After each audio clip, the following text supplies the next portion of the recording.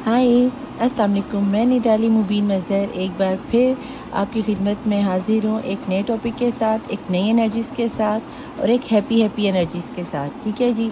तो टॉपिक को शुरू करने से पहले आपको एक चीज़ बता दूँ कि आज का जो टॉपिक है वो तो ज़ाहिर-सी बात है आपने नीचे नाम पढ़ लिया होगा और आप नाम पढ़ कर ही आए हो कि आज टॉपिक ये होने वाला है कि आपके फ्यूचर स्पाउस कैसे रहने वाले हैं आपके साथ, चाहे आप मेल हो या फीमेल हो, कि आपके लाइफ पार्टनर आपकी लाइफ में किस तरह के होंगे, उनकी नेचर क्या होगी और उनके लाइफस्टाइल क्या होगा, या वो किस तरह आपके साथ मैरिड लाइफ गुजारेंगे। ठीक है जी। मैं चेक करूँगी आज डाइस रीडिंग से, डाइस देख के आपको समझ आ गई होगी।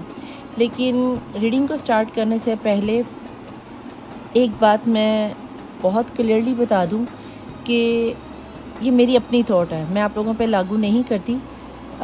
फ़र्स्ट ऑफ़ ऑल तो मैं ये कह दूं कि मैं इस रीडिंग को पर्सनली तौर पर इस टॉपिक को पसंद नहीं करती। उसकी रीज़न है कि शायद आप भी मेरे साथ इत्तेफाक करो कि जब हम ये रीडिंग ऐसी लाते हैं कि आपके स्पाउस ऐसे होंगे, आपकी स्पाउस ऐसी होंगी, आपके लाइफ पार्टनर ये करेंगे, वो करेंगे, ऐसा करेंगे, तो लाइक ये ऐसे हो जाता है जैसे आप अपने किसी एक ड्रीम बॉय या एक ड्रीम गर्ल के बारे में सोच रहे हो। और अगर क्या नाम नहीं आता, रीडिंग मैं मानती हूँ कि हमारी 50% 70% रेजोनेट होती है, लेकिन सभी के साथ नहीं होती और सभी के साथ हो भी जाती है।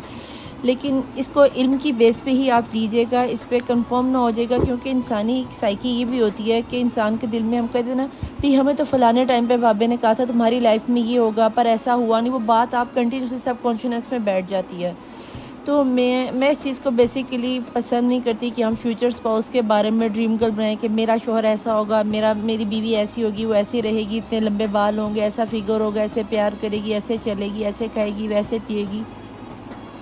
इंटरटेनमेंट के तौर पे देखना चाह रहे हो, वेल एंड गुड, आप देखें। लेकिन अगर आपको ये लगता है कि जो निदापी कह देंगी या जो डाइस में आ जाएगा या यूनिवर्स की एनर्जीज़ में आ जाएगा, इस पर मैं टैरो का भी इस्तेमाल करूँगी ताकि अच्छे से क्लैरिफाई हो जाए। तो काफ़ी लोगों की रीडिंग में ये लोगों में आती है एनर्जीज़ और लोगों की नज़र से गुज़रती है मेरी ये रीडिंग। तो चलो लेट्स चेक के देखते हैं। लेकिन मैं फिर भी यहाँ पे स्टार्ट करने से पहले आप लोगों को एक हम्बल रिक्वेस्ट करूँगी कि इसको जस्ट एक इल्म की बेस पे लेना और एक इंटरटेनमेंट के तौर पे लेना।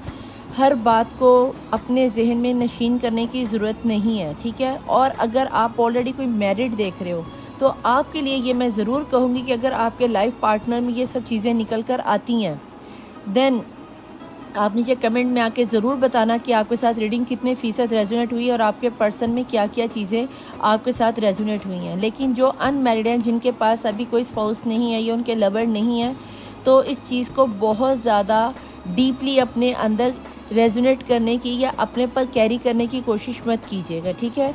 तो इतनी सी बात मैंने कहनी थी। अब हम रूटीन के मुताबिक जो मैंने एक सिलसिला शुरू किया कि हम रीडिंग शुरू करने से पहले दुआ करते हैं, तो अपने हाथों को आप खोल लीजिए। हम अल्लाह से 12 इमाम 14 मासूमीन से इल्तमास करती हूँ मैं कि ए अल्लाह, ए यकता, ए यगाना, ए मौजूदा, बहुत ज़्यादा सही है, फैलाने वाले, करम करने वाले, बहुत ज़्यादा देने वाले, ए रहमान और रहीम, अरुम राहिमीन, अरुम राहिमीन, अरुम राहिमीन, ए कुन फयकून के मालिक है, ए दोबारा ज़िंदा करने वाले, ए खुश को हरा और हरे को खुश करने वाले, ए रात की तारीकियों को खूबसूरत दिन में बदलने पे कादिर, ए यूसुफ को अंधेरों से निकाल कर बादशाहत की ताज पर बिठाने पे कादिर, ए यूनुस को मछली के पेट से निकाल कर ज़िंदगी बख्शने पे कादिर, इब्राहीम पर आग को ठंडा करने पे कादिर, ए मूसा को फ़िरौन पे कामयाब करने पे कादिर, ए समंदरों में 2 रंग के पानी बनाने पे कादिर, ए सूरज को निकालने पे कादिर और चाँद को गुरूब करने पे कादिर, है मौसमों के बदलने पे कादिर है, ए खालिक व मालिक, ए दुनिया में जितनी भी मखलूक़ात है उनकी बोलियों को समझने पे कादिर, बिन मांगे अता करने पे कादिर। मैं तुझे तेरे प्यारे महबूब मोहम्मद मुस्तफ़ा सल्लल्लाहु अलैहि वसल्लम और उनकी आल पाक का वास्ता देकर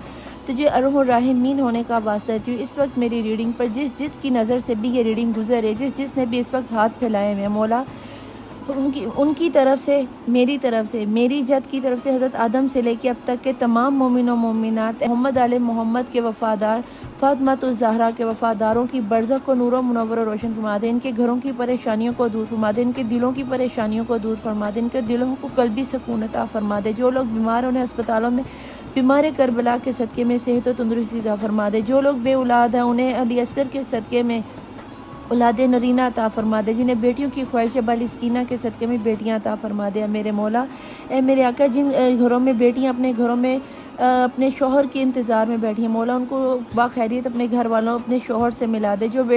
जो लड़के लड़कियां शादी के इंतज़ार में मौला, उनके लिए बेहतरीन वर मिला दे मौला। आपको बीबी सुकरा के अरमानों का वास्ता, अली अकबर के सेहरों का वास्ता मौला, सबके दिली अरमानों को हजातों को मिला दे। परदेसियों को अपने खैरोफियत अपने घर वालों से मिला दे मौला। तू रहमान है, तू रहीम है मेरे खालिक मालिक। आज पूरी दुनिया में हर मुसलमान बहुत बेचैन और बहुत बेताब है। फ़लस्तीन के मुसलमानों की हिफाजत फरमा दे मेरे खालिक। हमें फ़ातिमा तो ज़हरा की कनीज़ी अता फरमाए। तुझे बतूल कुबरा का वास्ता देती हूँ मेरे खालिक। अपने बतूल कुबरा के सदक़े में करबला से शाम जाने वाली बीवियों की तकलीफ़ों के सदक़े में हम सब की मुश्किलों और परेशानियों को दूर फरमा। आमीन सुम्मा आमीन। अस्सलाम वालेकुम, welcome to my channel the tarot world Nida Ali Mubeen Mazhar 1616। देखती आंखों सुनते कानों, आप सबको मेरी तरफ से मैं निदा अली मुबीन मज़हर प्यार भरा सलाम कहती हूँ, प्यार भरा नमस्ते कहती हूँ, प्यार भरा सत श्री अकाल कहती हूँ। रीडिंग को स्टार्ट करने से पहले एज़ यूजुअल मैं सबसे ये कहा करती हूँ कि अपने आप को पॉजिटिव एनर्जीज़ में ले। और मेरी रीडिंग जर्नल होती है, कलेक्टिव होती है, टाइमलेस होती है और सभी किस्म के जेंडर्स के लिए होती है। Male female, married unmarried, lover non lover, जिस भी कंडीशन में आप हो आप देख सकते हो। जस्ट अंडर 18 के लिए और सेम जेंडर सेक्स के लिए मेरी रीडिंग नहीं होती, कंफर्म तौर पर नहीं होती। चाहे आप देखो या ना देखो, आपके साथ ये रीडिंग रेजोनेट नहीं करेगी, सॉरी टू से, ठीक है जी। तो अगर आप मुस्लिम हैं तो दुरूद शरीफ पढ़ लें, जो कि आपने दुआ के साथ पढ़ लिया होगा। और अगर नॉन मुस्लिम है तो अपने रिचुअल्स के मुताबिक अपने आप को पॉजिटिव कर लीजिए। मैं रीडिंग स्टार्ट करने जा रही हूँ। पहले मैं देखूँगी 2 यूनिवर्स के कार्ड के यूनिवर्स में आपके स्पाउस किस तरह के होंगे, ठीक है जी। यूनिवर्स को क्या नज़र आता है कि आपके स्पाउस किस तरह के होंगे, जिनसे आपकी शादी होने वाली है या फिर आपकी शादी हो चुकी है। प्लीज़ डिवाइन, प्लीज़ एंजल्स मुझे बताएं कि मेरे देखने वाले व्यूअर्स की लाइफ में, जो उनकी लाइफ में जो भी अल्लाह ने या जिस भी मज़हब से आप ताल्लुक़ रखते हो, मैं देखना चाहूँगी कि उनके पर्सन की एनर्जीज़ कैसी हैं, वो किस नेचर के होंगे और किस किस्म की उनकी आदत होंगी। बिस्मिल्लाहिर्रहमानिर्रहीम।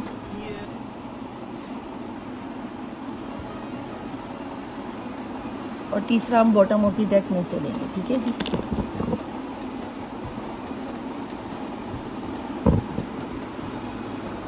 प्लीज़ डिवाइन, प्लीज़ एंजल्स, इतनी एनर्जीज नहीं चाहिए डिवाइन। अब ये ओपन हो गया है अबंडेंस, तो उसको छोड़ देते हैं। और वाओ, वेरी नाइस एनर्जी यार।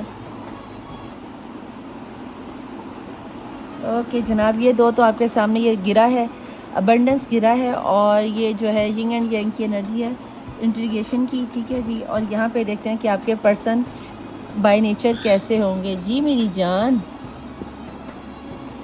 Creator, very nice, the rebel, okay, very very nice energy, very very nice. अब मैं ये तो नहीं यहाँ पे कहूँगी कि ये रीडिंग सभी के साथ रेजोनेट करेगी, लेकिन जो एनर्जीज निकल कर आई हैं 30% लोगों के साथ या 50% लोगों के साथ भी रेजोनेट हो तो well and good. First of all तो आपको बता दूं कि आपके पर्सन, आपके स्पाउस या स्पाउसी जो भी हैं, आप मेल हो फीमेल हो, मुझे नहीं फ़र्क पड़ता, आपको ज़्यादा बेहतर पता है कि इस वक्त मेरी रीडिंग को कौन देख रहा है। तो सबसे पहले तो मैं आपको ये बता दूं कि आपका रिश्ता डिवाइनली गाइडेड रिश्ता होगा, सोलमेट रिश्ता होगा, मेड फॉर ईच अदर का रिश्ता होगा। चाहे ज़्यादातर लोगों के लिए तो ये लव मैरिज का ही रिश्ता नज़र आता है। बहुत ज़्यादा मैनिफेस्ट करने के बाद ये पर्सन आपकी लाइफ में आएंगे और इंतहा दर्जे का प्यार करने वाले हैं। आप दोनों की सोच एक दूसरे से बहुत ज़्यादा डिफरेंट होगी, बहुत ज़्यादा डिफरेंट। इतनी कि एक को अगर मशरिक पसंद होगा तो दूसरा कहेगा मुझे मगरिब पसंद है, एक को अगर साग पसंद होगा तो दूसरा कहेगा भी मुझे तो शाशलिक पसंद है। बहुत ज़्यादा मेहनती होंगे, बहुत ज़्यादा कमाऊ होंगे, पैसे वाले होंगे, बहुत ज़्यादा, मैं आपको क्या बताऊँ, एटीट्यूड जिसे आप कहते हो होगा, बहुत ज़्यादा समझदार होंगे और बहुत ही ज़्यादा इनके अंदर दुनिया की सूझबूझ होगी। लेकिन जहाँ तक मैं देख पा रही हूँ आपके पर्सन के अंदर गुस्सा भी बहुत ज़्यादा होगा, बहुत ज़्यादा गुस्से वाले भी नज़र आते हैं मुझे। लेकिन अगर आपके ये ऑलरेडी शादी आपकी हो चुकी है तो आप इस चीज़ को ज़्यादा अच्छे से रेजोनेट कर पाओगे। और जो लोग इस वक्त अनमैरिड है और वो सोच रहे हैं कि क्या मेरे पर्सन जिनसे मैं प्यार करती हूँ वही होंगे, तो आपको ये बता दूँ कि मुझे आपके पर्सन, आपका प्यार ये आपकी लाइफ में आता हुआ नज़र आता है। निदा आप आज इतना सोच सोच के क्यों बोल रही हैं? भाई आज मैं सोच सोच के नहीं बोल रही, मैं देखना चाह रही थी कि क्योंकि ये जो रीडिंग है ना बेसिकली मैं इसलिए सोच के बोल रही हूँ कि आप लोगों में से ज़्यादातर लोगों ने इसको अपने जहन में बिठा लेना है, ठीक है। फलाने टाइम पे निदा आपी ने कहा था, देखा सच हो गया है। तो मुझे बहुत ही, मैं रीडिंग रोज़ाना ही सोच समझ के करती हूँ, लेकिन आज ज़रूरत से ज़्यादा सोचें क्योंकि आज का टॉपिक ही कुछ इस तरह का है। प्लीज़ डिवाइन, प्लीज़ एंजल मुझे यहाँ पे बताएं मेरे देखने वालों की एनर्जीज़ में क्या निकल के आएगा।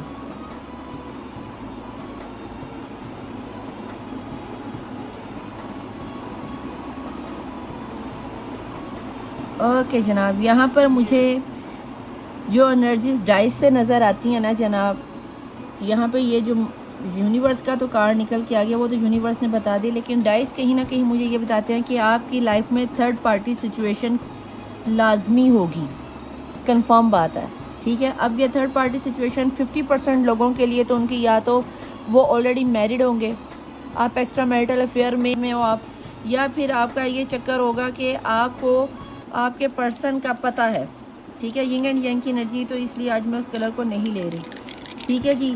दूसरी बात यह है कि आपके पर्सन की फैमिली मुझे कोई बहुत ज़्यादा बड़ी नज़र नहीं आती।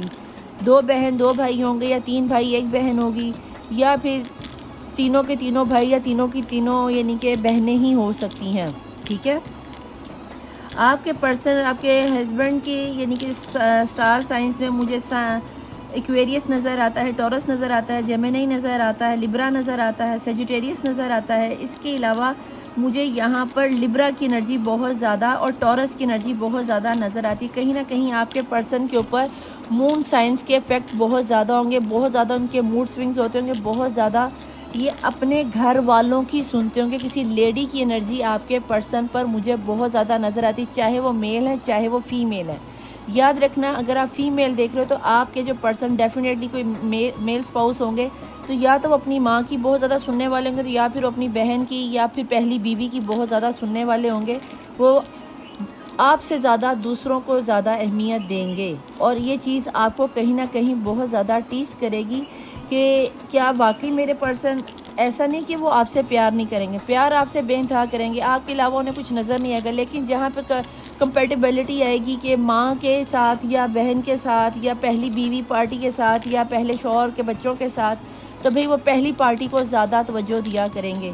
जहाँ पे मुझे ये भी नज़र आता है कि आपके पर्सन, आपके जब आपकी शादी इनके साथ हो जाएगी तो आपके पर्सन आपके बिना रह नहीं पाएंगे। आपको मुंह से तो नहीं कहेंगे कि जानू आई लव यू वन, मैं तुम्हारे बिना जी नहीं सकता, मैं ये कर दूंगा, वो कर दूंगा, मैं घर तुम्हारे नाम लगा दूंगा। नहीं, आपके मुंह पे आने से पहले ही वो आपकी हर रिक्वायरमेंट को पूरा करेंगे, और ये लिखी पड़ी बात है, ठीक है जी।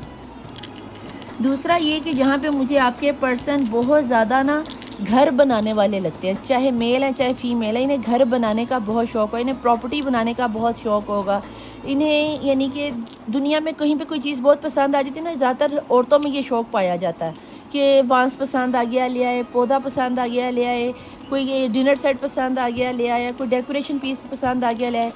ये चाहे मेल है या फीमेल है, अगर मेल है तो इतना अथेंटिक और इतना खूबसूरत अपना घर सजाने में इस तरह के आइडियाज़ बताएंगे कि आपकी सोच ही होगी, ठीक है। आपको कोशिश करेंगे कि आपको एक सेपरेट घर में रखें, आपको आपके जॉइंट फैमिली में रखना पसंद नहीं करेंगे ये, ठीक है। अगर तो ये ऑलरेडी मैरिड हुए तो डेफिनेटली ये आपको एक अलग घर में ही रखेंगे, लेकिन अगर ये अनमैरिड हुए और आप कहीं ना कहीं मैरिड नज़र आते हो, तब भी ये आपको एक अलग घर में ही लेकर रख के अलग से घर लेके आपको देना पसंद करेंगे कि आपको आपकी पूरी तरह से आज़ादी दी जाए। आपके पर्सन की नेचर जहाँ तक मुझे नज़र आती है, यहाँ पे वो इस तरह के पर्सन होंगे कि वो आपसे कहेंगे कि भाई मैंने तुम्हारे लिए खुला आसमान खोल दिया, जहाँ मर्ज़ी उड़ो, जो मर्ज़ी करो, पर मेरा एतमाद मत तोड़ना। वो आप पर ब्लाइंडली ट्रस्ट करेंगे, जैसे कि एक शोहर को अपनी बीवी पर या एक बीवी को अपने शोहर पर होना चाहिए। लेकिन एक आपको ये भी बात बता दूं कि निदा आपी, अगर ये बंदा ऑलरेडी मैरिड होगा तो फिर ये मेरे साथ वफादार कैसे होगा। तो यहाँ पे मैं आपसे ये ज़रूर कहना चाहूँगी, अगर आप किसी का पहला प्यार नहीं ना बन सके तो आखिरी ज़रूर बन जाना, क्योंकि आखिरी के बाद किसी दूसरे की गुंजाइश रहती ही नहीं। और इस कार्ड के बाद कोई गुंजाइश बाकी नहीं रहती, क्योंकि यहाँ पे डिवाइन ने ये फ़ैसला ले लिया है, क्रिएटर खुद आ गया आपकी स्टोरी को कंप्लीट करने के लिए, ये अबंडेंस देने के लिए कि इस बंदे ने अपनी लाइफ में इस कदर स्ट्रगल किया होगा, इस कदर स्ट्रगल किया होगा कि आपकी सोच ही होगी। ठीक है जी। थर्ड पार्टी सिचुएशन तो इसमें मुझे 100% नज़र आती है। और ये याद रखना कि आपके पर्सन अपने बचपन को बहुत मिस करते हैं। सॉरी, ये हिल गया, इसको हम दोबारा गिरा लेते हैं, शायद किसी और की भी एनर्जी आना चाह रही है क्योंकि ये हिल गया है। एरिस और टॉरस, लियो की एनर्जी हाई लेवल पे आ गई है। पहले एरिस नहीं था, एरिस आना चाह रहे थे। ठीक है जी। आपको एक बात बताऊं, आपके पर्सन ने अपनी लाइफ में इंतहा दर्जे का स्ट्रगल देखा है। उनके हाथ में इस वक्त जितनी भी कामयाबी होगी ना, जब आपकी लाइफ में आए हो, ये वाइस वर्सा आपकी भी हो सकती है। लेकिन अगर ये कोई आप फीमेल देख रही हो, आपके होने वाले स्पाउस या जिनके साथ अभी आपकी शादी हो चुकी है, इन्होंने अपनी लाइफ में बहुत ज़्यादा स्ट्रगल देखी है, बहुत ज़्यादा स्ट्रगल की भी है। यानी कि एक छोटे से काम से लेकर चलते चलते चलते चलते चलते एक हाई लेवल पे चले गए हैं। और अब इन्हें ज़िंदगी की मैच्योरिटी का पता है। यानी कि ये एक एम्परर की एनर्जीज़ में है कि इन्हें कोई ये बंदे को देख के गेस कर लेते हैं, ये आपकी बातों को देख के जज कर लेंगे कि भाई ये बंदी किस वक्त मेरे साथ झूठ बोल रही है। गलती से भी अपने पर्सन के साथ कभी कोई बात छुपाना मत। ठीक है, कि भाई किसी ने ये कह दिया तो ये ऐसे हो गया, किसी ने वो कह दिया तो वैसा हो गया। ऐसी गलती आपने नहीं करनी। आपने कोई बात भी अपने पर्सन से नहीं छुपानी, क्योंकि जब आप अपने पर्सन से झूठ बोलने की कोशिश करोगे तब आपके पर्सन आपको पकड़ लेंगे। दूसरी बात ये, आपके पर्सन बहुत ज़्यादा ओवर थिंकिंग करते हैं, एक्स्ट्रा ओवर थिंकिंग करते हैं। जहाँ तक मैं देख पा रही हूँ, उनको लीवर का या फिर हार्ट का थोड़ा बहुत कोई मसला हो सकता है, ब्लड प्रेशर हो सकता है या बीपी हाई हो सकता है। इस तरह का उन्हें कोई ना कोई हेल्थ इशू छोटा मोटा हमेशा रहता ही होगा। एक हेल्थ से निकले नहीं तो दूसरे में, दूसरे में नहीं तो तीसरे में, उसकी रीज़न है।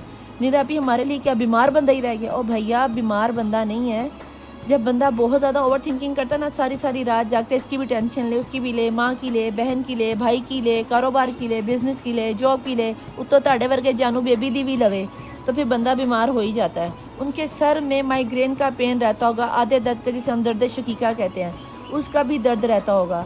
हर वक्त उनको नए से नए आइडियाज़ आते होंगे, कहाँ से इन्वेस्टमेंट करूँ तो आपको खुश कर दूँ, कहाँ से इन्वेस्टमेंट करूँ तो माँ बाप को खुश कर दूँ। एक बात यहाँ पे बता दूँ, आपकी अगर पर्सन मैरिड हुए या फिर ऑलरेडी डिवोर्सी हो के भी मैरिड हो सकते हैं, ज़रूरी नहीं कि उनकी पहली बीवी या उनके पहले शोहर उनके साथ हो सकता है वो डिवोर्सी भी हों। और अगर वो डिवोर्सी हैं या अनमैरिड हैं, जो भी सिनेरियो चलेगा आपके पर्सन का, मुझे यहाँ तक ये नज़र आता है कि आपके पर्सन शुरू में तो शायद आपको अंडरस्टैंड ना कर सके, क्योंकि जहाँ तक मैं देख पा रही हूँ यहाँ पे 2-2 की एनर्जी और थर्ड पार्टी सिचुएशन की एनर्जी काफ़ी हैवी निकल के आती है। तो यहाँ पे हो सकता है कि शुरू में आपको थोड़ा सा कंप्रोमाइज़ करना पड़ जाए तो कर जाना।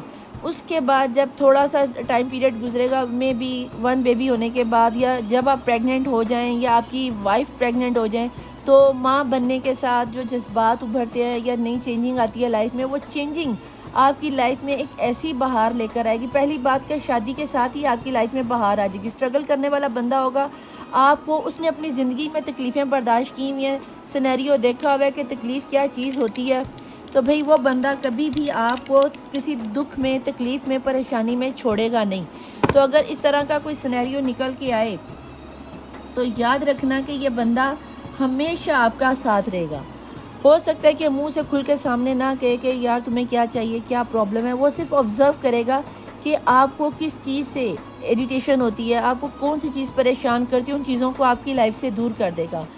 कहीं ना कहीं आपके पर्सन रातों में कोशिश करना कि उनको रातों में, यानी कि जब वो बहुत ज़्यादा गुस्से में हो ना, तो उनके सामने खामोश हो जाना, उन्हें उनसे बहुत प्यार से ममता के लहजे में ना, क्या प्रॉब्लम है, क्या चक्कर है, कोई मसला है, कभी भी उनके साथ उन्हें टीस करने की कोशिश ना करना, चाहे आप मेल देख रहे हो चाहे आप फीमेल देख रहे हो, क्योंकि इस बंदे ने या इस बंदी ने अपनी लाइफ में वो स्ट्रगल देख ली हुई है कि वो स्ट्रगल वो आपकी लाइफ में लाना पसंद नहीं करेगा।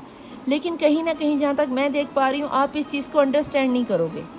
आपको ऐसे लगेगा जैसे ये बंदा मेरे से बातें छुपाता है। वो आपसे बातें नहीं छुपाता, वो आपसे भी अपना गम छुपाएगा। लेकिन कहीं ना कहीं कभी एक ऐसा वक्त आएगा कि आप ही की गोद में सर रख के वो बंदा रो कर कहेगा अगर आप थोड़ा सा पेशेंट कर जाओगे तो आपको रो कर अपनी एक एक बीती सुनाएगा कि मैंने फ़लाने वक्त में ऐसे मेहनत की, मैंने फ़लाने वक्त में ऐसे साथ दिया, मुझे फ़लाने वक्त में उस बंदे ने धोखा दिया, माँ ने दिया, भाई ने दिया, इसने दिया, उसने दिया, सिर्फ़ एक तू ही थी जिसने मुझे संभाला, या एक तू ही था जिसने मुझे वो प्यार दिया।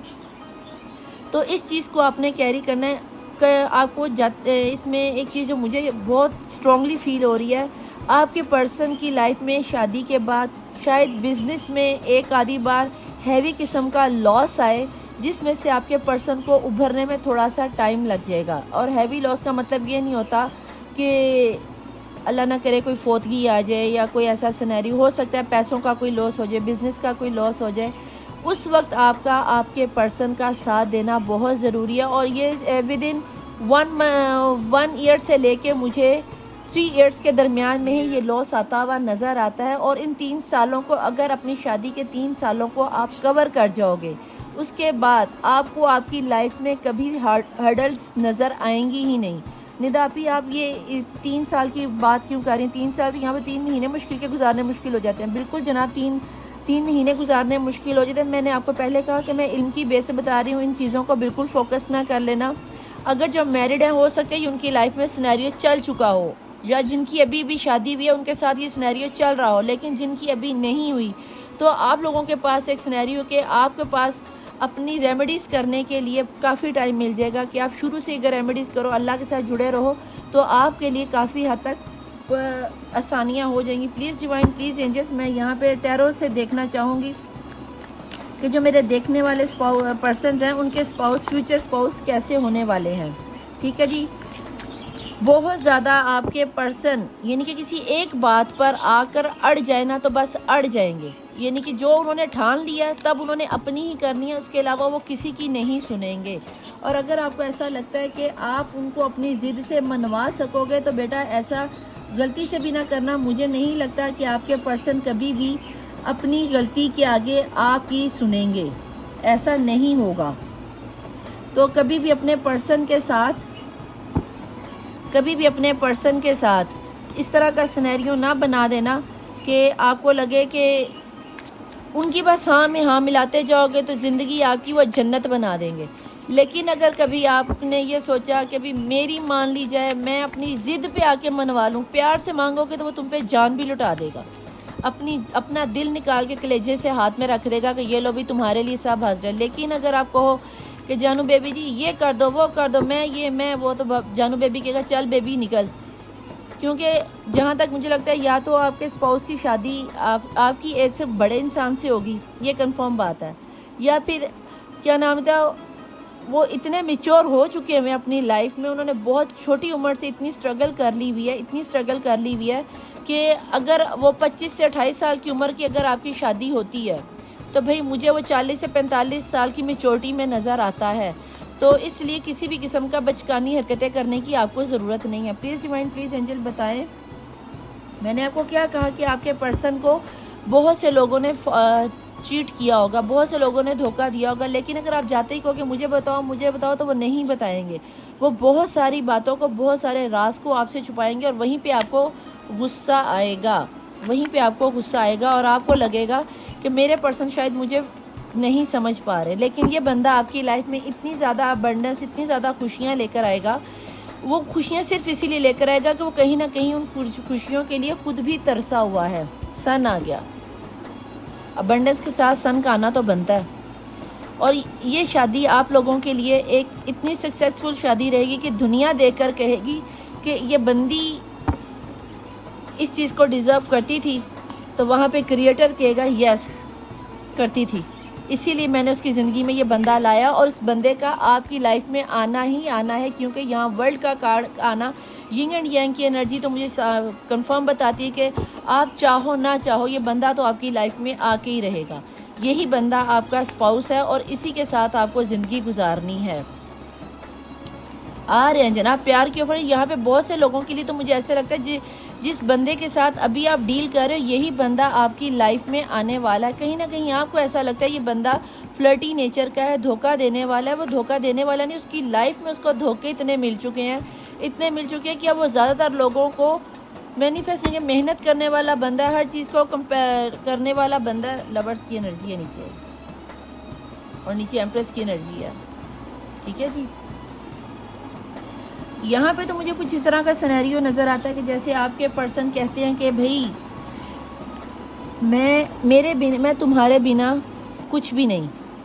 यिंग एंड यांग की एनर्जीज़ का लवर का आना कोई छोटी बात नहीं है। और यहाँ पर जो एनर्जीज़ बनकर निकल कर आई हैं, इसमें तो मैंने आपको पहले ही बता दिया। आपके पर्सन की डेट ऑफ बर्थ में अगर मैं बताऊँ तो यहाँ पे मुझे 17, 18, 9, 2 की एनर्जी, 5 की एनर्जी, 9 की एनर्जी, 29, 23, इसके अलावा 1 की एनर्जी, 20 की एनर्जी।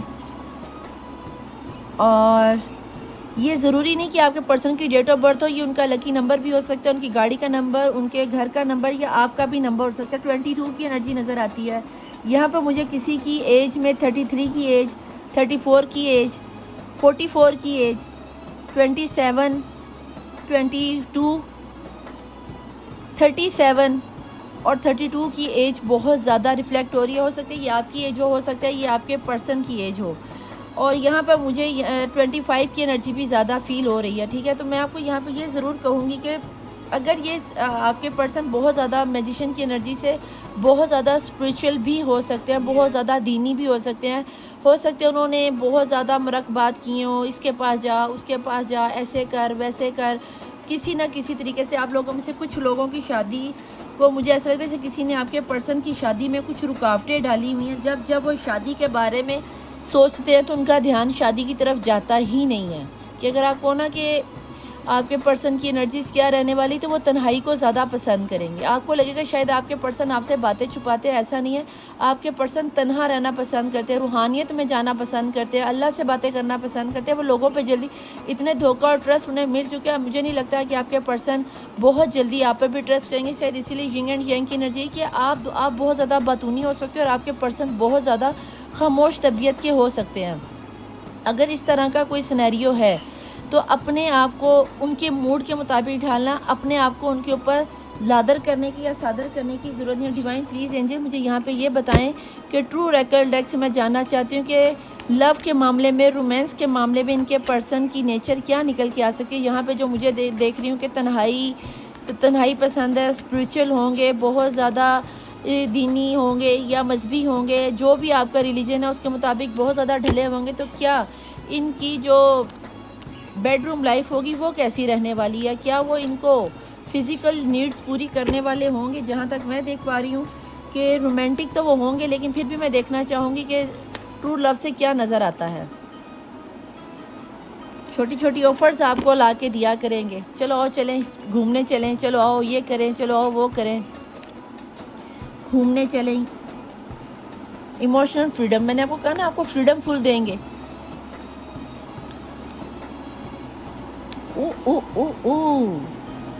भाई आपकी बेडरूम लाइफ तो बहुत मज़े की जाने वाली है। सोलमेट होंगे आपके, और आप इस चीज़ का मैनिफेस्ट भी कर रहे हो। ये आपकी गहराइयाँ निकल के आ रही हैं भाई, ये आपकी गहराइयाँ निकल के। सेक्सुअल फ्रीडम भी आपको बहुत देंगे। इमोशनल फ्रीडम के बाद सेक्सुअलिटी, आपके पर्सन आपकी इन चीज़ों से, आपकी बॉडी से, आपके बहुत ज़्यादा इंस्पायर होंगे। अगर आप फीमेल होंगी तो बहुत ज़्यादा ही भाई आपकी हॉट और बेडरूम लाइफ जाने वाली है, तो बहुत आपको खुश रखेंगे। मैंने आपको पहले कहा, वो ये नहीं कहेंगे जानू baby I love you one, ये वो आपको अपने एक्शन से बताया करेंगे। इमोशनल फ्रीडम से वो जो चीज़ मैनिफेस्ट करते हैं ना, वो आपको मुंह से बोल के नहीं बताएंगे, काफ़ी शाय किस्म के होंगे, लेकिन बेडरूम लाइफ में वो एकदम बब्बर शेर बन जाएंगे या बन जाएंगी। आप सोच भी नहीं सकते कि ये बंदी बेडरूम लाइफ को इतना हॉट भी कर सकती है। समझ आई? ये आपकी सोच ही होगी कि आपकी बंदी, यानी कि आपको सेक्सुअल फ्रीडम में कभी भी आपकी हाँ में ना नहीं करेगी।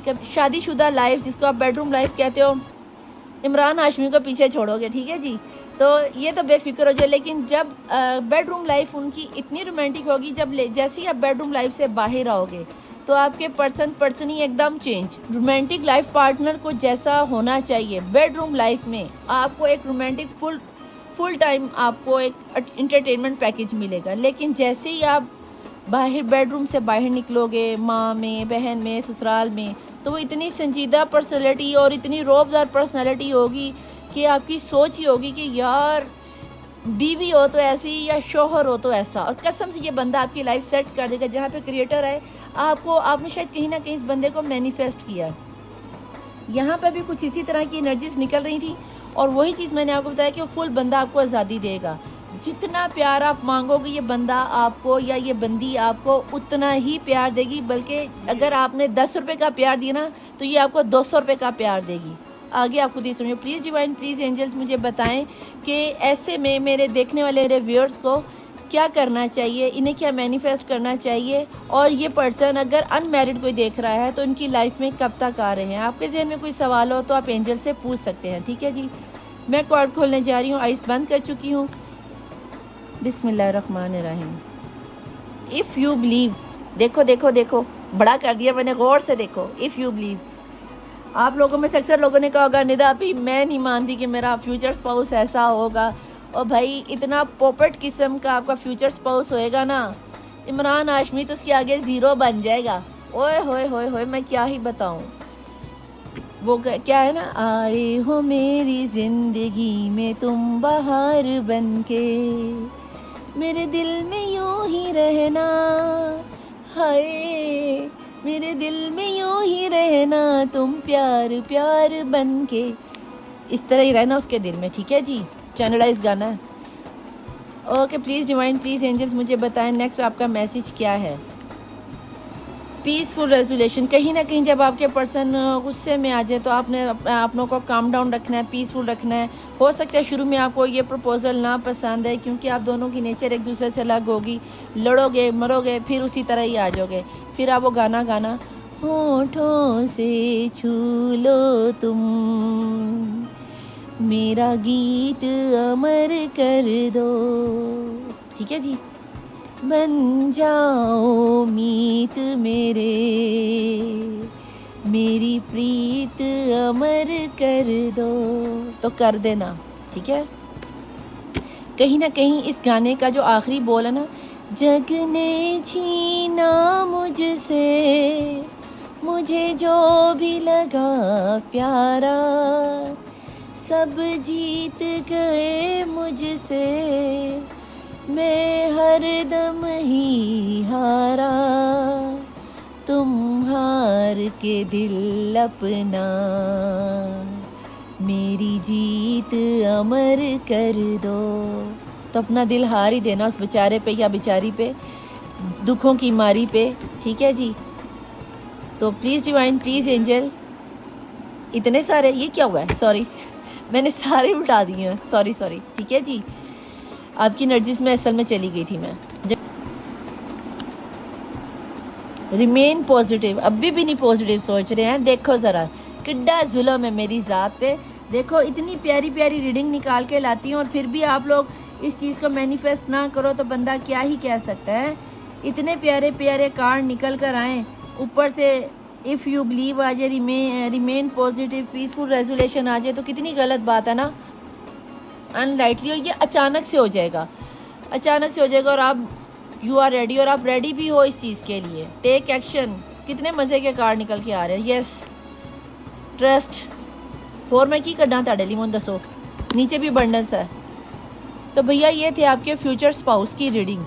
कुछ भी रेजोनेट हो और कुछ भी आपको पसंद आए, और अगर ये रीडिंग की जो एनर्जीज निकल कर आई जो कि मुझे तो बहुत पसंद आई हैं, अल्लाह करे जो अनमैरिड है उन सबको ये इतने प्यार करने वाले पर्सन मिले, और जिनके पर्सन अभी ऐसे नहीं है या किसी भी किस्म की मुश्किल और परेशानी में, तो अल्लाह उनके लिए आसानियाँ पैदा कर दे। नीचे रीडिंग को क्लेम लाजमी करके जाना। मुझसे रब्ते के लिए ऊपर मेरा व्हाट्सएप, नीचे इंस्टाग्राम चल रहा होता है, तो परेशान ना हुआ किया करो। और ये मत पूछा करो ये किसके लिए रीडिंग है, ये सभी किस्म के लोगों के लिए रीडिंग होती है। जितनी एनर्जीज रेजोनेट हो उसे रखो और बाकी को जाने दो। अपनी तहज्जुद की नमाज की दुआ में आप सब के लिए दुआ करूँगी। अपने नाम और अपनी प्रॉब्लम नीचे लिख के जाकर विदिन 41 डेज़ आपके लिए हीलिंग शुरू हो जाती है, ठीक है जी। और मुझे अपनी दुआ में याद रखिएगा। अपने प्यारे प्यारे कमेंट्स करके जाइए, अपने बेल आइकॉन के बटन को इस प्यारे से अंगूठे के साथ दबा दिया कीजिए ताकि मैं भी हील हो जाऊं। मिलूंगी आपसे नेक्स्ट रीडिंग में। टिल देन अल्लाह हाफिज़, मौला वारिस, बाय।